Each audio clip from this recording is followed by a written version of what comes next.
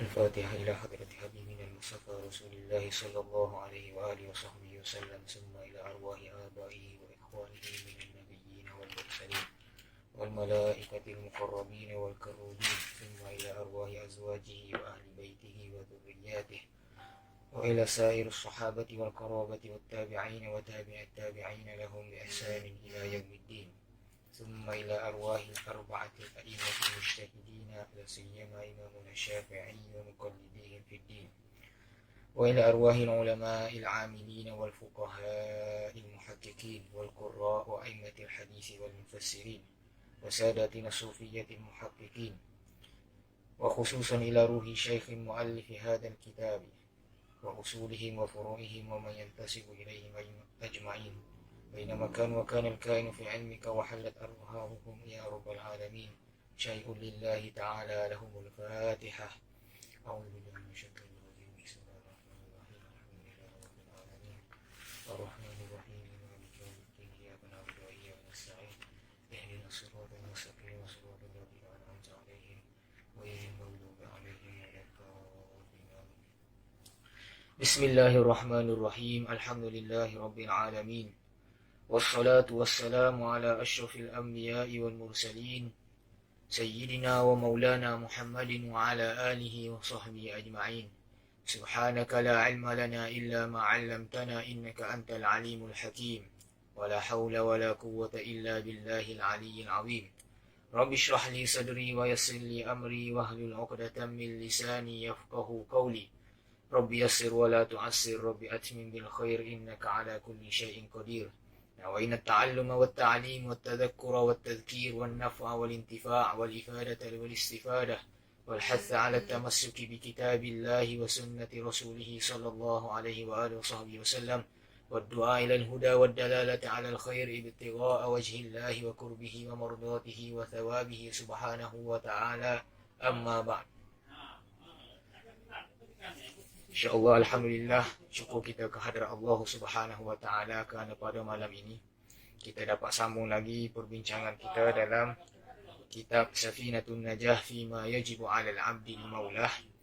Pada minggu lepas kita telah bicarakan tentang mukaddimah tentang alamat-alamat baligh, iaitu tanda-tanda seseorang itu dikatakan telah sampai batasan untuk dia ni dibebani dengan hukum hakim syarak yang kita namakan sebagai bulugh, iaitu seseorang yang bersifat dengan bulugh kita namakan sebagai baligh. Orang panggil sampai umur lah, orang kita panggil sampai umur.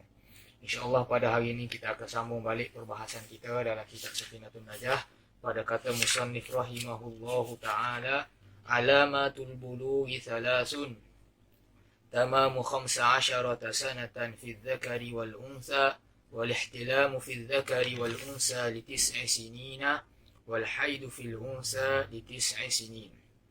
Ini fasa yang keempat pada nak menerangkan tanda-tanda baligh itu ada 3 perkara. Tanda-tanda baligh ada 3. Tanda pertamanya telah sampailah umur 15 tahun bagi lelaki dan juga perempuan. Tanda yang kedua dia kata bermimpi keluar air mani bagi lelaki dan perempuan yang berumur 9 tahun.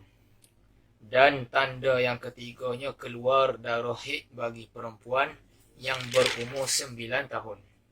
Baik, kita tengok perbahasan musannif rahimahullah dinyatakan sebagai alamah. Kita tengok kalam pertama yang dinyatakan oleh musannif, dia kata alamatul bulugh. Alamah ni tanda. Bahasa Arab alamah sama erti dengan dalalah, dilalah, iaitu tanda. Berapa ta'rif bagi alamat? Tanda ni iaitu ma yalzamu min wujudihil wujud wa la yalzamu min adamihil adam. Iaitu sesuatu yang lazim ada tanda, maka adalah benda yang dia nak tunjuk. Dan tidak lazim tak ada tanda, tak ada benda yang nak ditunjuk. Yakni sesuatu itu dianggap ada bila ada tanda-tanda dia. Kita boleh tengok, kita boleh rasa ada tanda, maka adalah benda tu. Walau bagaimanapun, tak semestinya sesuatu itu tak ada kalulah tak ada tanda-tanda yang boleh kita lihat. Misal yang biasa orang Arab bawa datang dalam permasalahan ataupun perbincangan tentang alamah ini. Contoh kita Orang Arab ni dia pergi padai pasir. Orang Arab Badui bila di tanah padai pasir, dia tengok ada tahi unta. Maka tahi unta itu dia kata adalah tanda bahawa adanya unta lalu pada tempat tadi. Kerana mustahil pada akal adanya tahi tanpa ada binatang yang berok pada tempat tadi. Jadi tanda adanya unta di tempat tadi dengan dia tengok ada tahi unta pada pasir tadi. Walau bagaimanapun tak semestinya kalaulah tak ada tahi unta tempat tu, unta tu tak lalu situ. Sebab apa? Sebab kemungkinan ada tanda yang lain. Misalnya ada tapak kaki unta pada pasir tadi. Maka di situ kita tahulah bahawa ada unta yang lalu pada tempat tadi. Misal yang mudah lagi kita tengok, kita bahasa Melayu ni guna alamat rumah. Okay? Kita guna alamat rumah. Jadi alamat itu tanda bagi menunjukkan bahawa rumah tu adalah di kedudukan tertentu. Rumah tu rumah siapa? Ada alamat maka ada rumah. Jadi kita nak kenal rumah dengan adanya alamat. Jadi alamat tu bukan rumah. Kita nak kenal rumah tu dengan adanya alamat.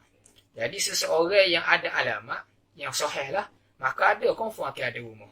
Akan tetapi kadang-kadang dia rumah tu tak ada alamat. Rumah ada. Mungkin dengan sebab dia ni tak daftar dengan pejabat tanah misalnya. Rumah ada tapi tak ada alamat. Jadi gitulah konsep alamat, tanda ni ialah benda yang lazim kalau ada tanda adalah benda yang dia nak tunjuk.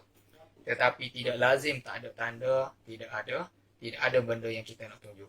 Pada perbahasan yang kita nak bincang tentang alamat balik ni, contoh yang kita nak datangkan ialah keluar air mani ni adalah salah satu tanda-tanda seseorang itu telah dikatakan balik sampai umur. Jadi kalaulah seseorang itu keluar air mani, confirmlah dia ni telah balik. Walau bagaimanapun, kalaulah seseorang tadi itu tak keluar air mani, itu tidak bermakna dia ni tidak balik lagi. Kerana apa? Boleh jadi dia telah datang haid misalnya. Ataupun dia telah cukup umur dia 15 tahun Hijriyah. Dengan maksud dia dah ada tanda-tanda yang lain, maka dia telah dianggap balik. Itu perbahasan tentang alamah, tanda. Jadi musannif kata alamat tanda bagi balik itu ada 3 perkara. Kalau kita tengok di sini ada 2 tanda yang berkongsi antara lelaki dan juga perempuan. Dan ada 1 tanda yang khusus hanya ada pada perempuan. Orang lelaki tak ada tanda ni. Jadi secara khulasahnya ada 3 tanda untuk orang perempuan. Ada 2 tanda bagi orang lelaki. Jadi orang tina ni dia ada 3 tanda lebih berbanding orang lelaki yang hanya ada 2 tanda sahaja. Maksud 3 di sini tidak semestinya kena ada 3 tanda tadi barulah seseorang itu dianggap balik. Tetapi sudah memadai kalau ada salah satu daripada 3 tanda-tanda tersebut. Jadi kata musannif alamatul bulughi thalathun, dengan maksud alamat tanda bagi seseorang itu telah sampai balik, sampai umur, salah satu daripada 3 tanda yang akan kita nyatakan di sini. Apakah tanda pertama? Musannif kata tamamu 15 sanatan fil dzakari wal untha. Ini tanda yang berkongsi antara lelaki dan orang perempuan. Iaitu seseorang lelaki dan juga perempuan itu telah sampai umur dia 15 tahun secara mengikut tahun Qamariyah, iaitu tahun Hijriyah, tahun yang kita ikut peredaran bulan. Cukup 15 tahun tadi itu pula secara tahdidiyah, iaitu secara tepat.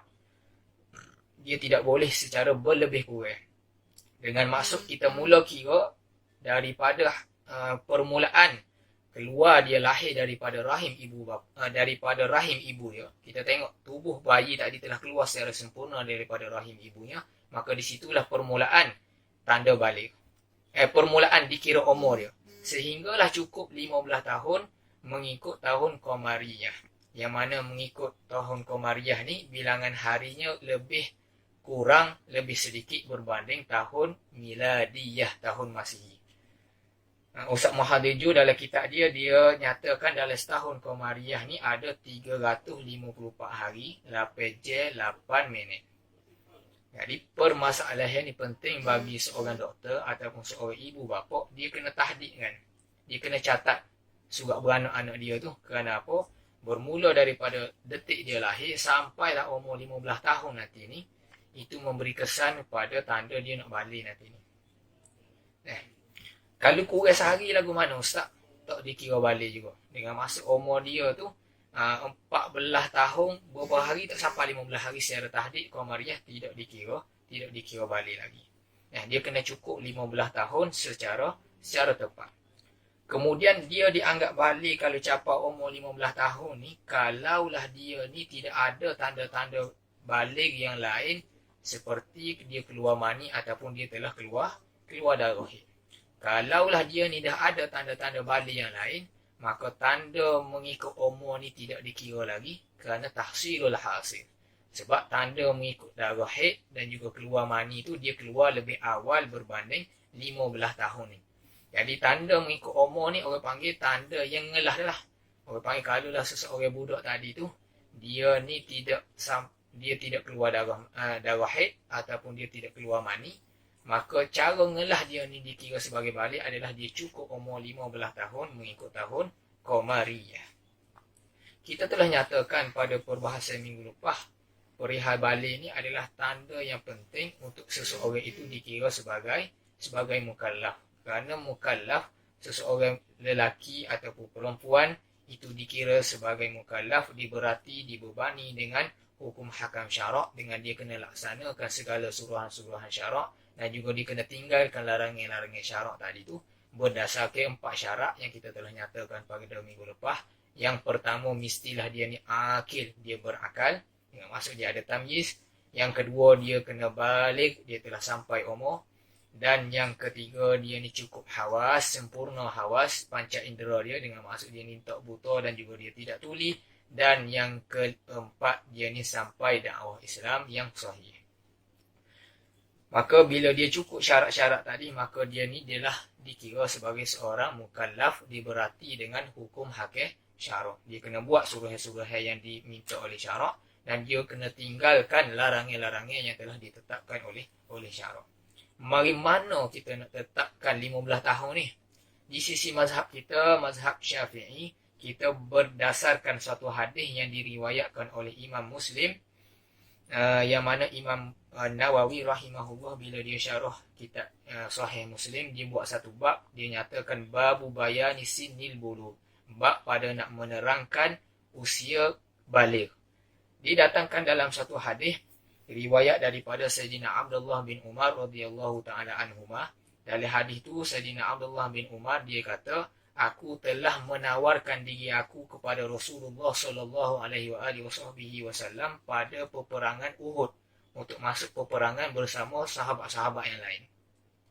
Walhal pada ketika itu umur aku, kata Sayyidina Abdullah bin Umar, 14 tahun. Bila Nabi tengok dia ni umur 14 tahun, Nabi tengok dia ni masih lagi tidak layak untuk masuk peperangan, maka Nabi tolak tawaran yang dibuat oleh Abdullah bin Umar tadi. Kemudian pada tahun selanjutnya, pada peperangan Khandaq, Sayyidina Abdullah bin Umar dia menawarkan kali kedua kepada baginda Rasul sallallahu alaihi wasallam untuk masuk peperangan, untuk jadi tentera peperangan pada hari peperangan Khandaq. Walhal pada ketika itu umur dia telah masuk 15 tahun, maka pada ketika itu Nabi membenarkan Abdullah bin Umar masuk dalam peperangan. Jadi di sini para ulama ridwanullahi alaihim antaranya dinyatakan bahawa Sayyidina Nafi' dia bila riwayatkan hadis ini, maka dia berjumpa dengan Khalifah Umar bin Abdul Aziz. Khalifah pada dinasti Umayyah ketika itu, dia pergi jumpa Sayyidina Umar bin Abdul Aziz, Khalifah. Dia datangkan, dia meriwayatkan hadis ni kepada Khalifah. Maka bila Khalifah Umar bin Abdul Aziz mendengar riwayat hadis ni, maka dia kata inilah tanda, inilah had sakatan kita nak kenal seseorang itu masih lagi kanak-kanak ataupun telah masuk had dewasa. Maka dia telah menulis satu qarar, satu undang-undang diutuskan kepada pekerja-pekerja dia pada ketika itu supaya mewajibkan bagi remaja-remaja yang umur 15 tahun untuk kekal di dalam kem tentera untuk jadi tentera. Adapun remaja-remaja yang masih lagi tak sampai umur 15 tahun, maka disuruh untuk kembali ke rumah-rumah, dihantar balik kepada rumah kepada keluarga dia masing-masing. Sebab pada zaman itu remaja-remaja ni telah dikerahkan untuk masuk kamp tentera untuk berkhidmat dalam peperangan fi sabilillah. Tapi bila Saidina Umar bin Abdul Aziz dia mendengar hadis riwayat daripada Ibnu Umar tadi, maka dia telah tetapkan satu qarar, hanya pemuda-pemuda yang telah sampai umur 15 tahun sahajalah baru boleh masuk tentera. Kerana ketika itu dia telah dewasa. Adapun kurang daripada umur 15 tahun, itu tidak dikira dewasa. Jadi berdasarkan hadis inilah mazhab kita, mazhab Imam Syafi'i, telah tetapkan umur untuk kenal pasti seseorang itu telah balik ataupun tidak. Kita nak tahu dia ni dewasa ataupun masih lagi dikategorikan sebagai kanak-kanak, ialah 15 tahun. Ada pun mazhab lain, ada yang kata 17 tahun, ada yang kata 18 tahun. Berdasarkan hadis tadi, Imam Syafi'i rahimahullahu ta'ala, berdasarkan hadis-hadis yang banyak, Nabi ini telah menolak pelawaan daripada 17 orang sahabat nak masuk peperangan walhal umur mereka masih lagi muda, iaitu 14 tahun. Sebab Nabi tengok mereka ini masih lagi tidak layak untuk dikategorikan sebagai seorang dewasa. Kemudian 17 orang ni telah datang jumpa Nabi pula pada tahun yang selanjutnya, maka Nabi menerima tawaran mereka untuk masuk dalam peperangan. Antara sahabat yang dikatakan tergolong dalam kategori ini ialah Sayyidina Abdullah bin Umar, sebagaimana kita nyatakan dalam hadis tadi. Begitu juga Sayyidina Zaid bin Sabit. Umur dia pun 14 tahun. Tahun lepas tu baru boleh masuk tentera. Kemudian Sayyidina Rafi' bin Khudaij. Ini dinyatakan dalam kitab Mughnil Muhtaj bagi Khatib Syibini. Tengok himmah para sahabat zaman dulu telah semangat nak berjuang pada umur yang muda. Kita zaman ni dah umur 14, umur 15 ni tak tahu mana lagi lah. Masih lagi dia ikut hawa nafsu tak tahu mana. Jadi tengoklah himmah kita ni kurang berbanding himmah para sahabat ridwanullahi ta'ala alaihim. Apa hikmah syarat tetapkan umur 15 tahun ni? Dinyatakan oleh Imam As-Subki sebagaimana dinakalkan oleh Al-Imam As-Suyuti rahimahullah dalam kitab Ashbah wan Nazair. Bila umur 15 tahun ni seseorang itu telah dikatakan layak untuk berkahwin. Begitu jugalah telah timbul dalam jiwa dia ni rasa keinginan gairah syahwat. Ada nafsu syahwat, nafsu seksual. Begitu juga kalau kita tengok orang yang umur 15 tahun ni, selera makan dia pun telah meningkat. Dan dia ada rasa nak hidup selesa. Orang panggil dalam bahasa Arab, tabathut. Rasa hidup selesa. Tengoklah budak-budak zaman ni kan. 15 tahun juga dia tengok sahabat-sahabat dia, sayang-sayang dia ada handset besar, handset mahal. Ada iPhone, dia rasa juga nak ada benda tadi. Pada umur 15 tahun ni dia dah rasa dah benda-benda kegairahan syahwat-syahwat. Sama ada syahwat seksual, syahwat makan ataupun syahwat harta benda.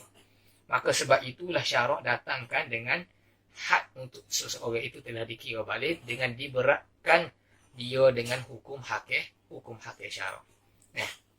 Itu adalah tanda pertama bagi balik, iaitu seseorang telah sampai umur 15 tahun secara tepat mengikut tahun Qamariyah. Kemudian kata musannif halamat yang kedua, walihtilamu fi dzakari wal unsa li tis'i sinin, iaitu mimpi keluar mani bagi lelaki dan juga perempuan bila dia telah sampai umur 9 tahun mengikut tahun Hijrah, mengikut tahun Qamariyah. Pada perbahasan ini 9 tahun di sini tak sama dengan perbahasan yang tanda yang pertama iaitu 15 tahun tadi. Kerana pada perbahasan 9 tahun di sini iaitu 9 tahun secara takribiyah, berlebih kurang. Dengan maksud bila seseorang budak itu telah sampai umur 9 tahun ataupun kurang sikit daripada 9 tahun, iaitu kurang 16 hari daripada 9 tahun, dia keluar mani, maka dia telah dikira balik sampai umur. Musannif menggunakan ibarat ihtilam. Ihtilam ni mandi, ihtilam ni mimpi basah, mimpi keluar mani. Tetapi murad di sini bukanlah kata kena mimpi dulu keluar air mani. Maksud di sini ialah semata-mata keluar air mani, iaitu dalam bahasa Arab kita nama imna, iaitu mengeluarkan air mani. Jadi keluar air mani ni sama ada jalan biasa, tariqul mu'tad, jalan biasa, yakni keluar melalui zakar ataupun faraj perempuan. Orang tina pun keluar juga air mani. Ataupun orang lelaki keluar melalui faraj dia. Itu cara biasa. Ataupun bukan cara biasa. Contoh, kemaluan dia ni ada masalah, tidak berfungsi sekak, maka doktor tebuk lubang di bawah pusat dia, ganti bagi anggota kemaluan dia untuk mengeluarkan air kencing ataupun orang panggil air besar dia. Maka ketika itu, kalaulah keluar air mani melalui lubang tadi, maka dia juga dikira sebagai kira balik. Kerana anggota kemaluan yang asal tidak berfungsi, maka dia tebuk lubang. Maka kalaulah keluar air mani juga melalui lubang tadi, maka dikira juga dia ni telah balik. Sama ada keluar air mani tadi tu dalam keadaan dia jaga ataupun dia ni tidur. Biasanya tidurlah, orang panggil mimpi basah baru keluar air mani. Ataupun ada ketikanya dia ni tidak tidur tetapi keluar air mani. Contoh dia ni tengok perkara-perkara yang menggairahkan. Budak ni dia tengok benda-benda yang menggairahkan, sama ada secara live ataupun dia tengok bacaan-bacaan, maka dia rasa gairah, dia keluar air mani, maka ketika itu telah baliklah budak tersebut. Ataupun dia guna jalan jima', dia berjima' bersetubuh dengan isteri dia. Ada ketikanya budak tadi ni dia kahwin awal dengan izin daripada wali, maka dia bersama dengan isteri dia. Dia ni tak balik lagi. Maka dengan dia berjima' tadi, maka keluar air mani, maka dia telah dikira balik. Mandi wajib lah, kena mandi wajib. Ataupun bukan dengan cara jima', misalnya dia mengeluarkan air mani menggunakan tangan dia. Istilahnya istimna' ataupun mengeluarkan air mani, dalam bahasa Melayu orang panggil apa? Beronani. Masturbation. Maka itu juga dikira sebagai orang panggil mengesahkan bahawa seseorang itu telah jadi balik. Adapun bagi kanak-kanak yang tidak sampai umur 9 tahun qamariyah secara takribiyah ni, misalnya umur dia 7 tahun, tapi dia telah keluar air mani, adakah dia ni dikira balik ataupun tidak? Maka mengikut pendapat mazhab Imam Syafi'i, budak tadi itu masih lagi tidak balik. Kerana dia keluar mani tadi bukan pada waktu imkan, waktu yang boleh dia ni jadi balik, yang mana kita telah tetapkan pada umur 9 tahun qamariyah secara tahdidiyah. Jadi air mani yang keluar oleh budak tadi itu tidak menjadikan dia ni diklasifikasikan sebagai seorang yang telah balik, seorang yang dewasa. Dan air mani yang keluar bagi budak yang tak cukup umur 9 tahun tadi tu, hukum air mani dia tak sama dengan air mani orang yang dewasa. Kerana kalau kita tengok, mengikut kajian saintifik pun, air mani budak tadi ni kemungkinan tidak ada sperma. Maka tidak diiktibarkan untuk dijadikan penanda arah seseorang itu telah balik. Maka air mani dia tadi tu dihukumkan najis, tidaklah dihukumkan suci sebagaimana qara dalam mazhab kita. Kita telah tetapkan bahawa air mani ini adalah suci. Adapun air mani kanak-kanak yang bukan sampai umur 9 tahun, dia keluar dah air mani, hukum air mani tadi itu dikira najis, maka dia wajib untuk basuh air mani tadi. Adapun air mani lelaki yang telah balik, hukumnya adalah suci, tak ada masalah lah, tak wajib kita basuh. Sandaran dalam mazhab kita menyatakan bahawa keluar mani ini adalah tanda bagi balik, sebagaimana Imam Bukhari dalam kitab dia telah nyatakan satu bab, babu bulughis sibyan wa syahadatihim. Imam Bukhari telah datangkan satu bab tentang cara tanda budak-budak ni balik lagu mana. Ada hadis yang dinyatakan dalam bab tersebut. Nabi SAW bersabda, ghuslu yaumil jum'ah wajibun ala kulli muhtalim. Yakni mandi pada hari Jumaat itu adalah satu kewajipan ke atas seseorang yang telah mimpi basah, mimpi keluar air mani. Telah sedia maklum dalam kita mazhab Syafi'i, sunat seseorang yang nak pergi semaya Jumaat, dia mandi hari Jumaat. Akan tetapi, kalaulah seseorang itu telah mimpi basah, keluar air mani, maka mandi hari Jumaat tadi itu dah dikira wajib, kena mandi wajib. Tak sah dia nak pergi semaya Jumaat kalau dia tak mandi wajib berdasarkan hadis yang dinyatakan tadi. Itu jugalah ada satu hadis yang masyhur, rufi al-qalam an thalathah, tidak dicatatkan amalan daripada 3 golongan. Dalam satu hadis itu dicatatkan wa anis sabiyyi hatta yahtalim. Ini riwayat Imam Abu Dawud, Hakim dan juga Ahmad. Dikata tidaklah dicatatkan amalan daripada 3 golongan salah satu daripada 3 golongan itu ialah daripada anak kecil sehinggalah dia ni yahtalim, dia keluar air mani. Berdasarkan dalil tersebutlah kita nyatakan bahawa seseorang tadi itu bila dia telah keluar air mani maka dia telah dikira sebagai orang yang baligh. Gapo kriteria ciri-ciri air mani ni? Kerana boleh jadi seseorang budak bila dia keluar air mani dia tak boleh nak bezakan antara air mani, air kencing, air madhi dan juga air wadi. Kita ada banyak kategori air yang keluar melalui kemaluan lelaki ataupun kemaluan perempuan. Jadi Imam Nawawi rahimahullah dia telah bagi panduan kepada kita. Dia kata bagi orang lelaki yang sihat, air mani ni ada beberapa ciri. Dinyatakan ada 7 ciri lah. Ciri pertama air mani tadi tu ialah air yang berwarna putih, ma'un abyad. Air warna putih. Dia bukan cerah, dia warna putih. Kemudian ciri yang kedua, sakhin, yakni kental. Dia seperti putih telur. Nah, kita telur air tu kita pecah, ada telur putih, telur merah, telur kuning tu kan. Warna putih tu, telur putih tu. Gitulah air mani, dia sakhin, dia likat gitu. Kemudian air mani ni ciri dia lain, dia keluar secara tadafuk, memancut. Dia memacu. Dia tak serupa dengan air kencing yang keluar sekaligus. Tetapi kalau air mani ni dia keluar memancut. Dia ada orang panggil tadafuk. Kemudian tanda yang keempat, dia keluar tadi tu ketika puncak syahwat. Bila syahwat dia telah tinggi, maka terkeluarlah air mani. Dan bila keluar, dia terasa nikmat yang amat sangat. Dan bila telah keluar, dia akan rasa lemah tubuh badan dia. Adapun dari segi bau dia, dia seperti tola'atu rotab, iaitu bau mayat kurma. Kalau orang kita nak harap, biasalah bau gini. Dia sama dengan adunan tepung lah, ajinul bur. Kita ada tepung tu, dia bau lebih kurang gitu. Kalaulah air mani tadi tu basah. Dan kalaulah air mani tadi tu kering, dia bau serupa dengan telur putih tadi lah kering. Buat apa kita cerita gini ni? Adakah benda ni sensitif ke mana? Tak, benda ni bukan sensitif. Kita kena ajar anak-anak kita supaya tahu. Kerana bila dia dah keluar air mani tadi, dia telah diberati dengan hukum hakim syarak. Maka dia kena tahu supaya dia tak semabur dengan air-air yang lain.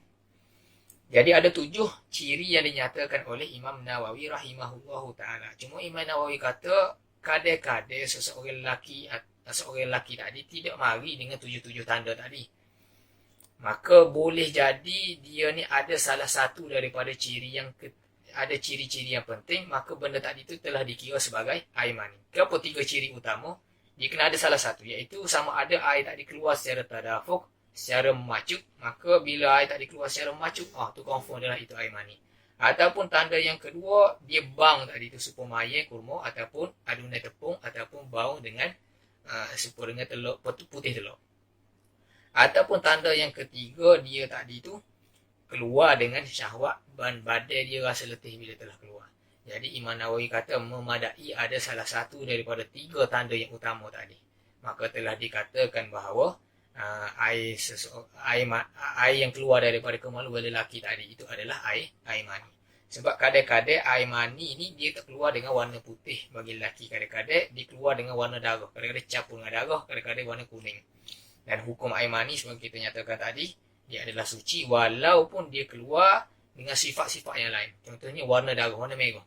Air mani tadi tetap dikira suci, itu bukan darah lah, itu dikira sebagai air mani.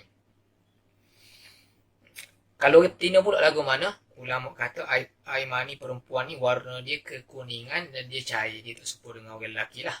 Tanda dia adalah cair dan juga warna dia kekuningan. Itu bagi orang tina. Sebab apa kita nyatakan sini? Supaya dia membezakan antara air madhi dan juga air wadi. Yang mana hukum bagi air madhi dan juga air wadi di sisi mazhab kita adalah najis. Apa air madhi? Air madhi ni iaitu air yang warna jernih. Dia ni likat dan dia keluar ketika bersyahwat. Tapi dia keluar tu bukanlah kerana macut tu dah. Biasanya sebelum keluar air mani, dia akan keluar dulu air madhi. Jadi air madhi ni hukum dia najis, wajib kita basuh. Kalau kita nak semaya, ada air madhi di pakaian kita, maka tak sah. Begitu juga ada satu lagi air, iaitu air wadi. Air wadi ni dia warna putih juga, tapi dia lebih keruh. Dia tak bau. Cuma cara dia keluar tu, dia keluar selepas kita keluarkan air kecil. Dan kita kecing biasanya akan keluar air wadi. Biasa keluar bagi orang yang bekerja berat. Dia akak barang, akak benda-benda berat, maka biasanya akan keluarlah air wadi. Maka benda ni najis dan dia membatalkan dan wuduk dan dia tidak mewajibkan mandi wajib. Adapun air mani wajib kita mandi wajib dan dia tadi tu dah dikira sebagai orang yang balik. Seterusnya tanda yang ketiga, kata musannif rahimahullahu taala, wal haidu fil unsa li tis'i sinin, iaitu keluar darah haid bagi perempuan yang telah cukup umur 9 tahun secara takribiyah, berlebih kurang. Yakni memadailah kalaulah umur dia tu tak cukup 9 tahun dan lebih kurang 16 hari, tak cukup 9 tahun. Itu telah memadai. Kalau dia keluar darah, maka darah tadi dikira darah haid, maka dia telah dikira sebagai orang yang telah balik. Jadi darah haid ini ialah darah yang keluar daripada rahim perempuan yang paling dalam, pangkal rahim. Dia keluar tadi itu cara normal lah, cara sehat pada waktu-waktu yang tertentu. Jadi orang yang keluar darah haid ni dikira sehat sebenarnya. Sebab ada perempuan yang keluar darah bukan dengan cara yang sehat. Contohnya keluar darah istihadah. Kadang-kadang dia keluar berterusan, sepanjang masa dia keluar. Maka orang itu orang panggil tak sehat. Orang panggil keluar darah tadi itu bukan dengan cara yang sehat. Orang panggil darah yang sakit. Walaupun istilah kita guna darah kotor bagi darah haid ni memanglah darah kotor, tapi darah yang keluar tadi itu menunjukkan bahawa seseorang perempuan itu sehat. Biasa kita panggil perempuan yang datai bulan. Dan salah satu ciri dia punya darah tadi itu bila keluar kita terasa panah. Orang lelaki dia tak serolah, orang tina dia tahulah bila keluar darah haid ni dia rasa panah darah tadi tu. Perbahasan tentang haid ni panjang, kita akan bincang lepas ni lah pada perbahasan mandi wajib. Dan ada banyak karangan-karangan para ulama yang bincang khusus mengenai tentang hukum hakir darah haid. InsyaAllah lah pihak madrasah lepas ni kemungkinan akan buat daurah khusus. Kita nak cara tentang hukum hakir darah haid ni. Tunggulah ikhtiar daripada pihak madrasah, kita akan bincang lah satu kitab. Ada banyak kitab. Antara kitab-kitab yang masyhur dalam perbahasan tentang darah haid ni ialah Al-Ibanah wal-Ifadah, karangan guru kita Syekh Sayyid Abdul Rahman As-Saggaf. Kitab ni ringkas tetapi padat. Bagi pelajar-pelajar sekolah-sekolah agama disarankan untuk belajar kitab Al-Ibanah wal-Ifadah. Telah diterjemahkan oleh ramai penterjemah, antara lain guru kita Syekh Muhammad Nazrul Al-Azhari, Mudi Zawiyah An-Nasiriyah di Kedah. Dia ada kitab Al-Imdad Al-Fayadah. Diterjemuh bagi kitab Al-Ibanah wal-Ifadah. Begitu jugalah guru kita Sayyid Ahmad Ridwan bin Yahya. Dia telah terjemuhkan satu kitab dibuat perbahasan, iaitu Ad-Dawabitul Mustaqimah.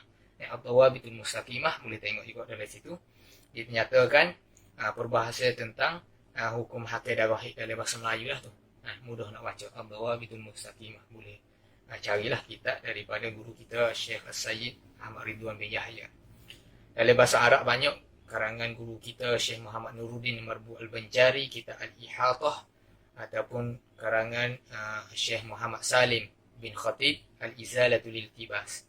Kita ngaji di Mesir dulu Izalatul Iltibas dengan Syekh Muhammad Salim bin Khatib. Cuma perbahasan tentang haid ni kita kena tahu lebih perkara ni lah. Pertamanya nak dikira sebagai darah haid tu bagi perempuan bila dia keluar darah, mesti darah tadi tu keluar kena cukup 24 jam. Sehari semalam itu paling kurang. Ataupun kalaulah darah tadi tu mari dengan putuh-putuh dalam masa 15 hari, dia pernah cukup juga 24 jam barulah dikategorikan darah tadi tu sebagai darah haid.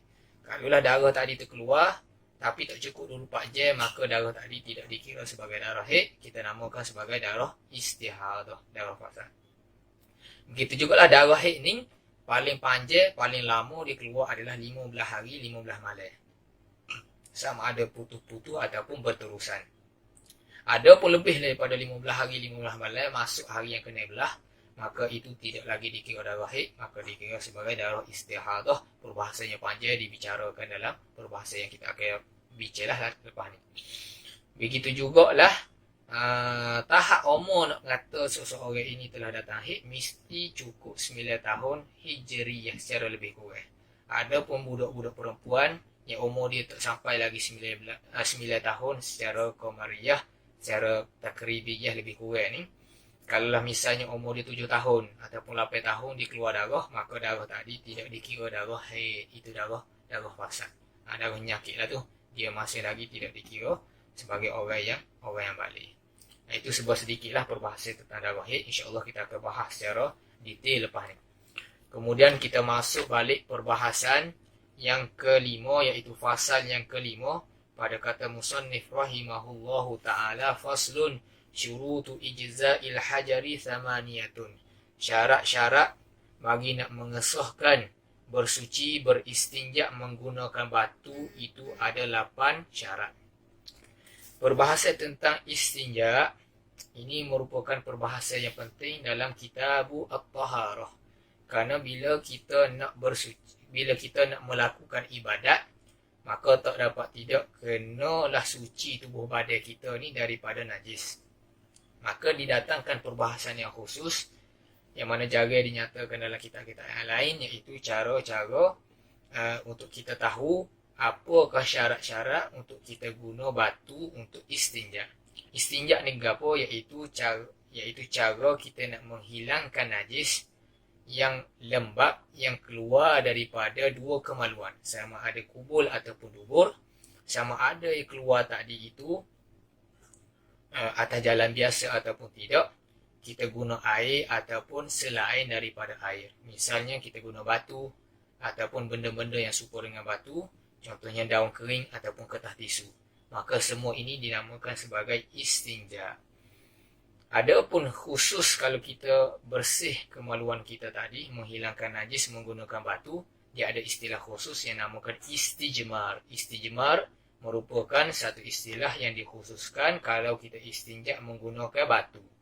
Adapun kalau guna air ataupun guna batu, itu kita gunakan istilah istinja, iaitu kita menghilangkan najis yang kotor, yang lembab, yang keluar daripada dua kemaluan, sama ada kemaluan depan ataupun belakang, iaitu kubul ataupun dubur.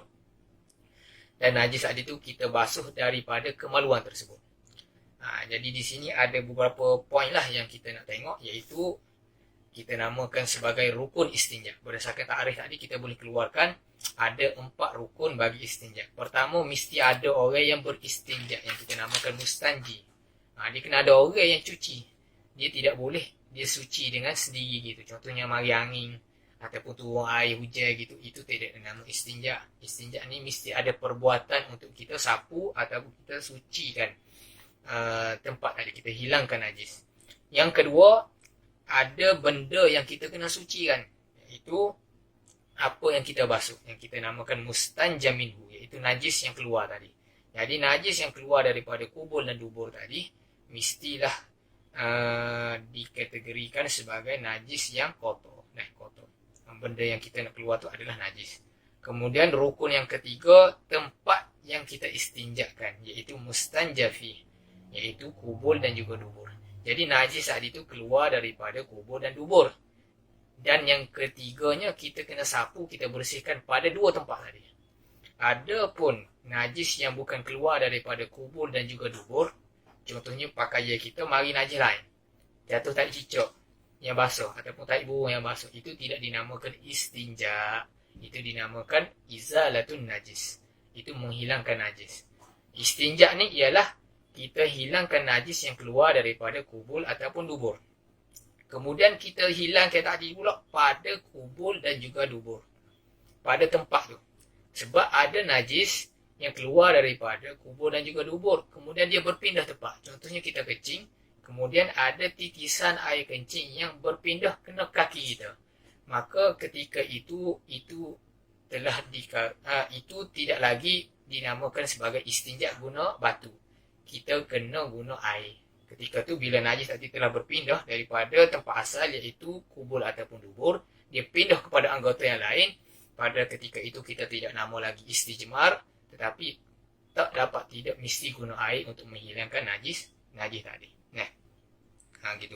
Kemudian rukun yang keempat, berdasarkan takrif tadi kita nyatakan, iaitu ada alat untuk kita istinja, iaitu air ataupun batu ataupun sesuatu yang serupa dengan batu. Yang akan kita nyatakan dalam perbahasan inilah syarat-syarat untuk kita guna batu ataupun sesuatu yang menyerupai batu.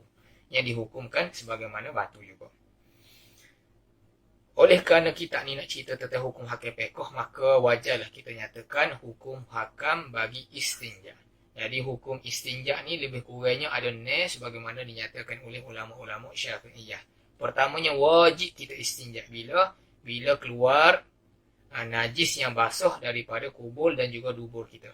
Jadi najis yang basah ni sama ada air kecing kita ataupun kita buang air besar tahi kita tu, ataupun keluar benda yang najis yang lain dalam keadaan dia basuh. Contohnya keluar darah daripada dua kemaluan. Maka ketika itu wajib kita istinja kerana yang keluar tadi itu basuh.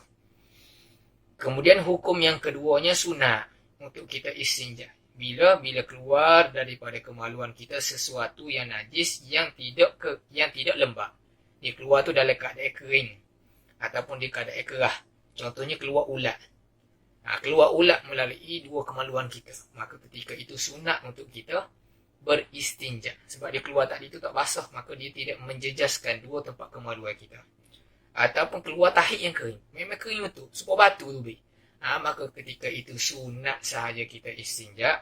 Kerana keluar khilaf bagi ulama yang menyatakan wajib istinja juga. Jadi kalaulah keluar najis yang kerah, tak ada air, tak lembab langsung, maka ketika itu sunat sahaja kita istinja pada anggota kemaluan kita tu tadi. Nampak tak ni? Yang ketiga, hukumnya adalah haram kita beristinja. Jadi hukum haram istinja ni kita pecah dua lah. Kerana ada kalanya haram ma'as-sihah, sah tetapi haram. Ada kategori yang kedua iaitu haram ma'adamis-sihah, haram dan juga tak sah. Kategori pertama iaitu haram dan juga sah. Haram tapi sah, boleh kita nak buat. Kita buat tu dosa, tapi istinja tadi tu sah, memadai. Contohnya kita guna air yang kita curi ataupun kita rapah. Kita tak ada air, kita curi air. Kita pergi curi air rumah sebelah. Nak berak, tak minta izin dia. Maka ketika tadi sah istinja kita, tapi hukumnya dia adalah haram. Yang ini berdosa kita menggunakan air tadi. Kategori yang keduanya adalah haram berserta tak sah. Itulah haram dan juga tak sah kita istinja. Bila kita guna perkara-perkara yang dihormati pada syarak. Misalnya kita guna kitab-kitab ilmu. Ada hadis, ada ayat Quran, ada perbahasan-perbahasan fiqh, ada ilmu yang mulia di sisi itu. Maka kita guna kertas tu nak basuh berak kita. Maka ketika itu haram hukum dia dan tak sah istinja kita. Begitu jugalah kalaulah kita guna makanan manusia. Kita guna makanan yang dimakan oleh manusia. Contohnya roti yang kering. Biasa di tanah Arab kita ada ish, roti kering kan. Biasa sini kita roti gardenia dia tak nampak sangat. Sebab dia lembut, dia basah kan. Yang ni kita guna roti ish. Biasa siapa yang duduk di tanah Arab dia nampak roti Arab tu yang kering. Maka dia guna roti tadi untuk istinja. Maka hukumnya adalah haram dan juga tak sah istinja dia. Kerana kemuliaan yang ada pada makanan tadi. Begitu jugalah kalau kita guna makanan jin. Apa makanan jin? Iaitu tulang. Tulang. Walaupun telah hangus, tulang tadi tu kita tak boleh nak guna untuk istinja. Kerana tulang tu adalah makanan jin. Maka kita telah buat nyanyi ke jin. Jin nak pakai, kita pergi basuh berak. Guna tulang tu. Maka syarak kata haram kita guna dan tak sah. Itulah hukum hakam tentang istinja kata haram. Dan hukum hakam yang keempat, makruh kita istinja bila kalulah kita kentut ataupun keluar angin daripada dua kemaluan. Maka ulama kata makruh kerana keluar angin, dia tak basah dan dia tak kering. Tak ada gapo keluar angin saja. Jadi kalulah seseorang pergi basuh punggung dia ketika itu, hukum dia adalah makruh. Syarat tak galakkan sangat. Kerana saja bazir air kerana keluar kentut tadi, keluar angin. Walaupun bau busuk tu lain, tapi keluar angin tadi tu syarat tak galakkan untuk kita istinja. Kemudian hukum yang seterusnya harus bila kalulah kita ni kentut tetapi pada celah punggung kita tadi tu ada peluh. Jadi basah. Orang panggil kentut basah. Dia bukan kentut cirik-berik tu dak. Orang panggil apa cirik tu bukan cirik, tapi dia ni kentut tapi sebab punggung dia tu basah, dia jadi basah. Maka ketika itu harus dia nak basuh. Sebab ada kelembapan pada kemaluan dia tadi. Dan hukum yang keenam khilaful aula, di sisi ulama-ulama mutaakhirin Syafi'iyah, dia kata ada hukum yang kena, iaitu menyalahi yang utama, iaitu bila kita istinja menggunakan air zam-zam. Kerana air zam-zam ni air yang mulia, susah kita nak jumpa, dan air tadi tu ada kemuliaan di sisi syarak, maka khilaful aula, menyalahi yang utama kalaulah kita istinja menggunakan air zam-zam. Nah, seeloknya kita tak guna air zam-zam, kita guna air yang lain. Khilaful aula. Ada di sisi ulama-ulama yang lain, contohnya di sisi Khatib Syarbini dan juga Syekhul Islam Zakaria Al-Ansari, dia kata hukum guna air zam-zam tu adalah makruh. Makruh. Tak digalakkan lah. Tapi pendapat muktamad di sisi mazhab kita ialah khilaful aula, menyalahi yang utama. Berdasarkan hukum hakim yang kita nyatakan tadi, kita tahulah bahawa hukum kita beristinja tadi tu adalah wajib kalaulah najis tadi tu keluar dalam keadaan basuh. Sama ada air kecing ataupun tahi ataupun benda-benda yang jari keluar, contohnya darah, tapi dia tu basuh, wajib kita istinja.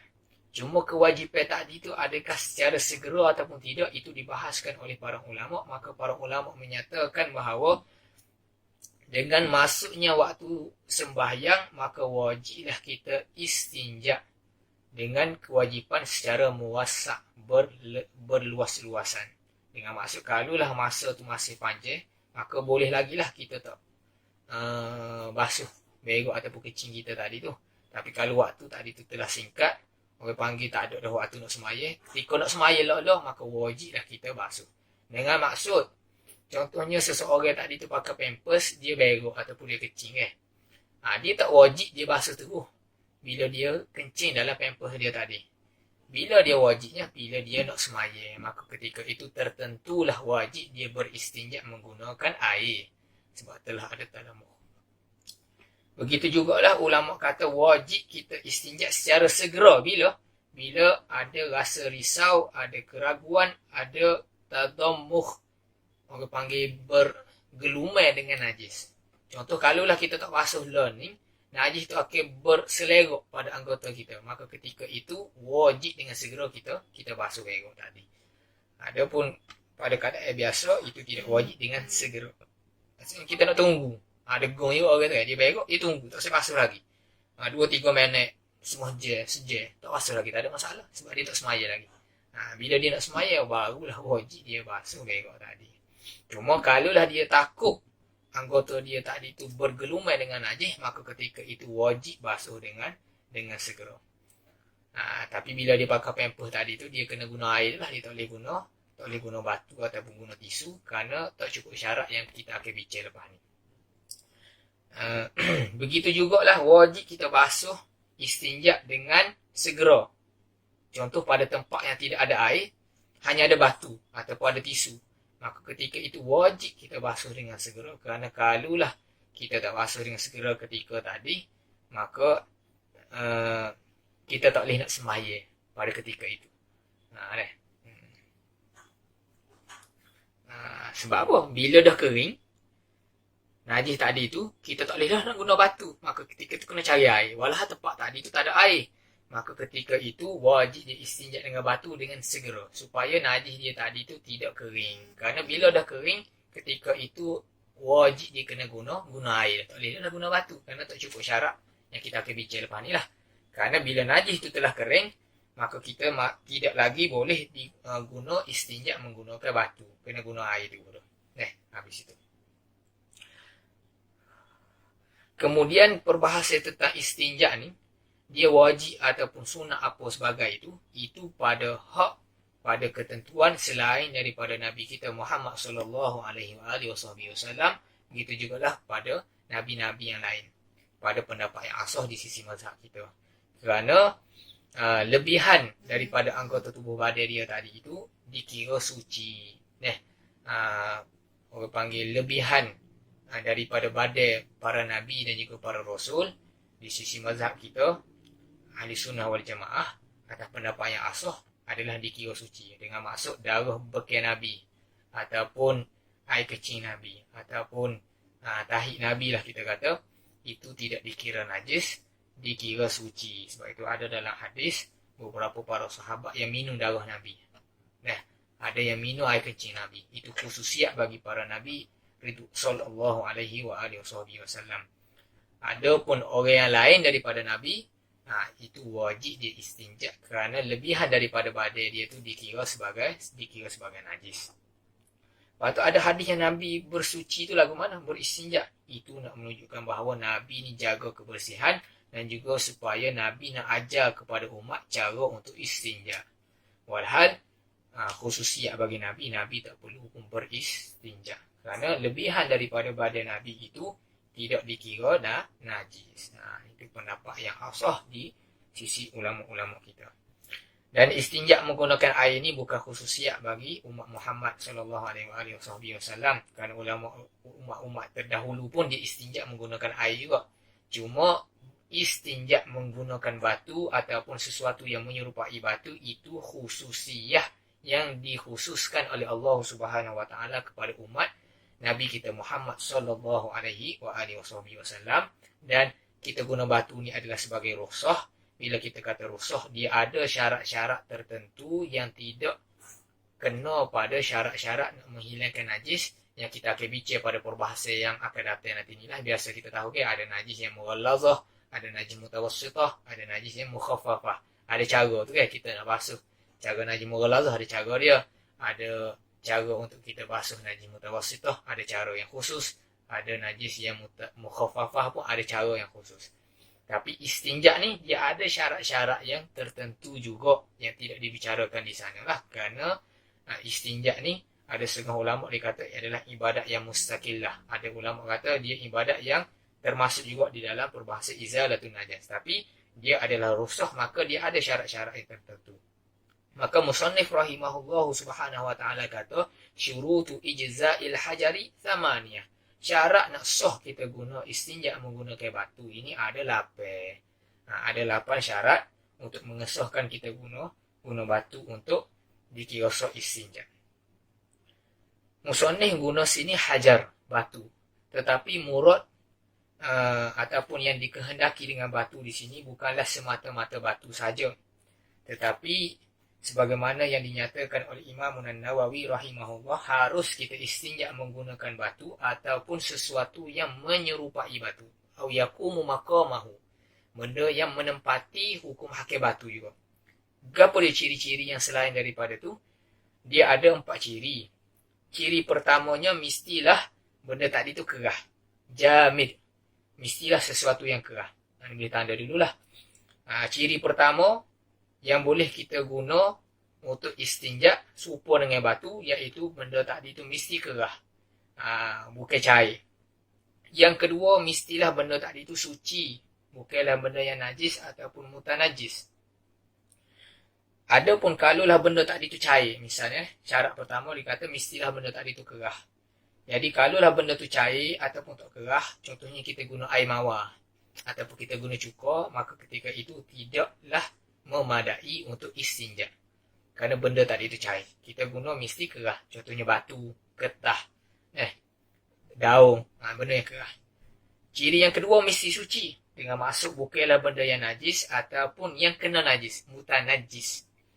Dengan maksud kalaulah kita nak basuh berak kita, ada di tepi tu ada tahi unta ataupun tahi lembu, maka tak boleh kita nak guna tahi tadi walaupun dia kering. Tahi unta tadi walaupun kering, tak boleh kita nak guna sebagai istinja kerana dia adalah najis. Tak boleh. Tak memadai. Nak guna sebagai alat bagi istinja, mestilah benda tadi itu adalah benda yang suci, bukan najis ataupun mutanajis. Benda mutanajis yang kena najis, contoh lagu mana? Batu yang telah ada orang istinja tu. Batu yang kena najis tu. Contoh kita biasa kita kita pergi jauh lah, kita pergi ada perjalanan, kita nak berak berhenti tepi jalan dalam semut, maka kita pergi turun berak situ. Bila kita nak pergi berak tu tengok penuh dengan batu-batu yang telah orang istinja tu, maka ketika tu tak boleh nak guna batu yang telah orang lain guna. Rupanya tempat tu pok panah, maksudnya orang berak situ belaka.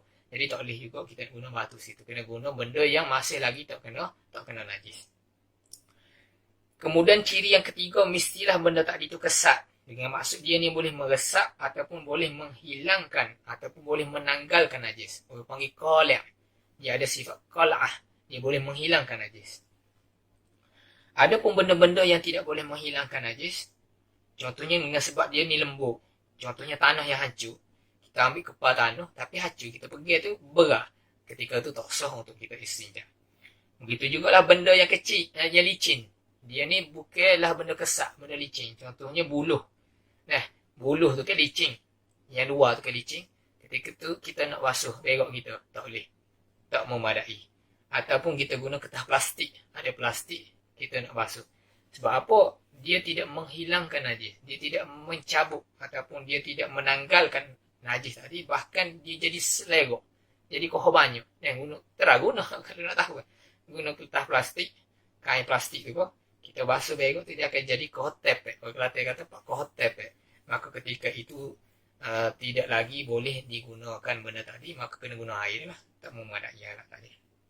Dan syarat yang keempat. Mestilah benda tadi tu tidaklah dihormati pada syarak. Dengan maksud, kalaulah benda-benda yang dihormati pada syarak, sebagaimana kita nyatakan tadi, seperti buku-buku agama yang ada hadis, Quran, ataupun perbahasa hukum hakim syarak, maka tak boleh kita nak guna sebagai istinja. Menggantikan air ataupun menggantikan batu tak boleh. Ataupun makanan bagi manusia. Contohnya roti kering.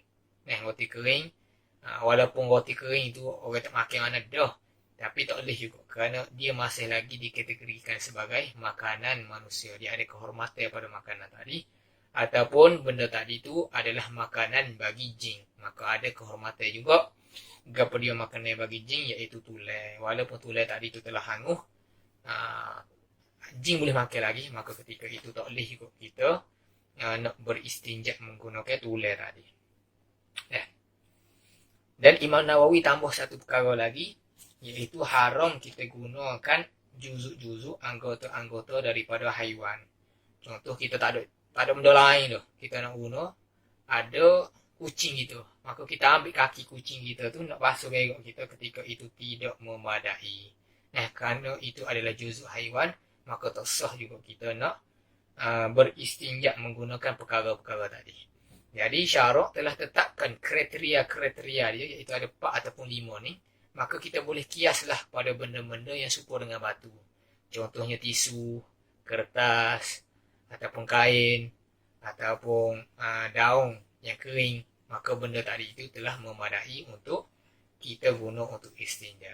Jangan pandai remeh pada benda-benda ni, kerana boleh jadi bila kita tidak ada air, ataupun pada keadaan-keadaan terdesak, kita kena guna istinja menggunakan perkara-perkara ni.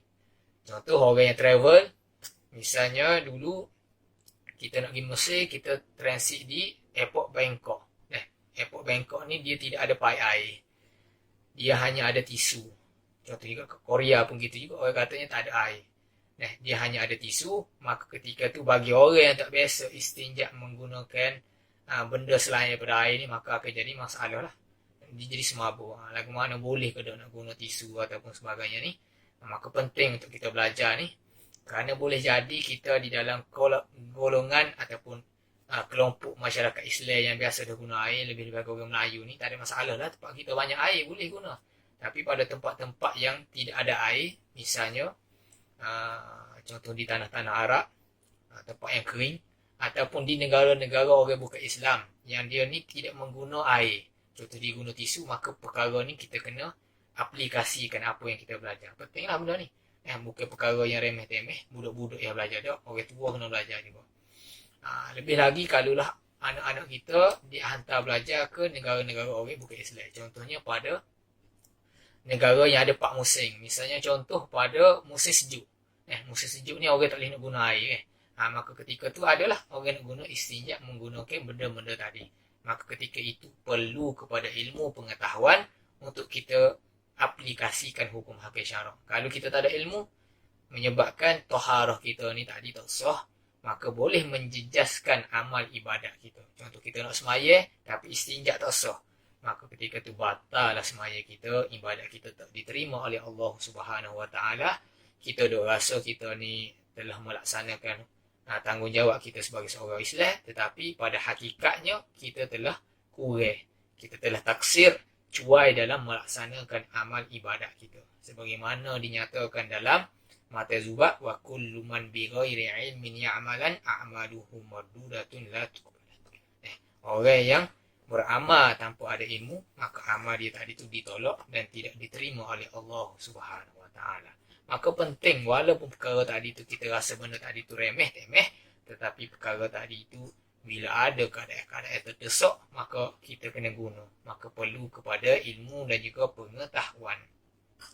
Dan benda ni bukanlah untuk orang Islam saja. Boleh jadi orang bukan Islam pun, bila dia tengok agama kita ni cara, walaupun benda-benda yang remeh-temeh ni Islam telah ajar, maka ia memberikan satu kelonggaran kepada manusia. Maka ada orang-orang yang bukan Islam, dia boleh masuk Islam, dia rasa minat dan juga tertarik dengan agama Islam kerana dia baca pada bab-bab gini. Kerana dia kata tidak ada agama lain ataupun konsep ketuhanan yang lain yang membicarakan perbahasan sebagaimana orang Islam cara. Nabi kita ajak, walaupun perkara-perkara yang remeh-temeh gini, Nabi kita ajar juga.